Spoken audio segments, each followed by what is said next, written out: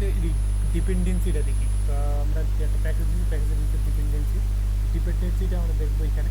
ডিপেন্ডেন্সিটা হচ্ছে কি, যে ডিপেন্ডেন্সি মানে আমরা কি জানি, প্রায়োরিটি, তারপর হচ্ছে ডিপেন্ডেন্সি। কোনো একটা যখন মেথড আরেকটা মেথডের উপর ডিপেন্ডেন্সি হয়, তো সেই ক্ষেত্রে ডিপেন্ডেন্সি ইউজ করা হয়। যদি ডিপেন্ডেন্সি প্রথমে হচ্ছে এখানে তিনটে আছে ইউজ করা হয়েছে, পাবলিক ক্লাস ডিপেন্ডেন্সি টেস্ট, তারপর হচ্ছে সার্চ, ক্যাপচার, সার্চ, আর একটা হচ্ছে চেক আউট।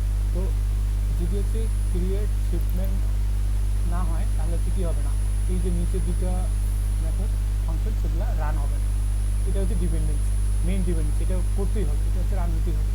রান হলে কী হবে, একটা টিকিট জেনারেট হবে।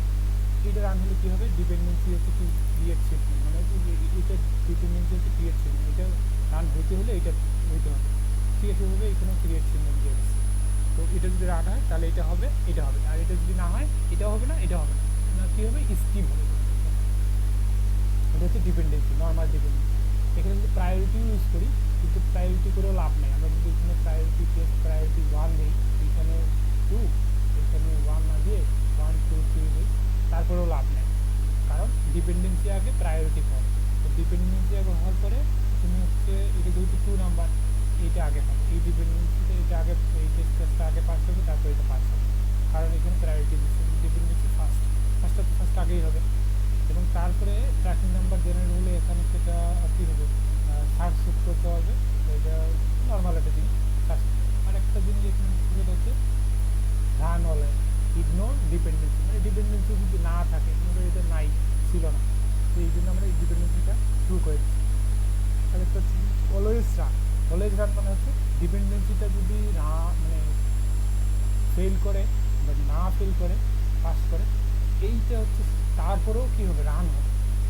আর যদি এটা না দেই, এটা কিন্তু রান হবে না, যেমন এটা দেই না, এটা কিন্তু রান হবে না, এটা যদি পাস না করে। তাহলে তো এটা কী বলছে এখানে, ignore dependency to only applied in skip dependency, মানে এই ডিপেন্ডেন্সি যদি স্কিপ হয় কোনো কারণে, তাহলে এটা রান হবে। আর এটা যদি না হয়, এটা যদি একটা এখানে আমরা ছোটো একটা এক্সেপশন দিয়ে দিচ্ছি, মানে এটা হচ্ছে ভুল। তো ভুল এলে দেখি আর কী করে রান করে।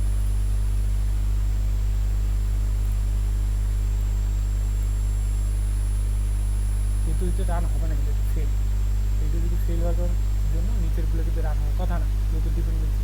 এই যে দুইটা ফেল কারণ কি, প্রথমে হচ্ছে এই যে এখানে ক্রিয়েটটা ফেল হয়েছে by 0 divided by exception 0, fail হওয়ার জন্য দ্বিতীয়টায় কী হয়ে গেছে, স্কিপ হয়ে গেছে। এই দ্বিতীয় না, এটা প্রথম হবে, প্রায়োরিটি ফার্স্ট, যেহেতু এটা রান হবে, অলওয়েজ রান, কারণ এটা আমরা বলেই দিচ্ছি অলওয়েজ রান। এই জন্য চেক আউট হয়েছে, ফেল গেছে, কারণ কি, চেক আউটের টিকিটে জেনারেট হয় নাই, ভিডিও করে যে টিকিটটা জেনারেট হয়নি, কারণ এটা অলরেডি ফেল হয়েছে। তারপর সার্চটা কী হয়েছে, স্কিপ হয়ে গেছে, কারণ কি, এটা ডিপেন্ডেন্সি, এটা যদি আমরা ইউজ না করতাম এইটাও স্কিপ হয়ে যেত। এটা হচ্ছে ডিপেন্ডেন্সি, এটা আমরা ইউজ করতে পারি, একটা ডিপেন্ডেন্সি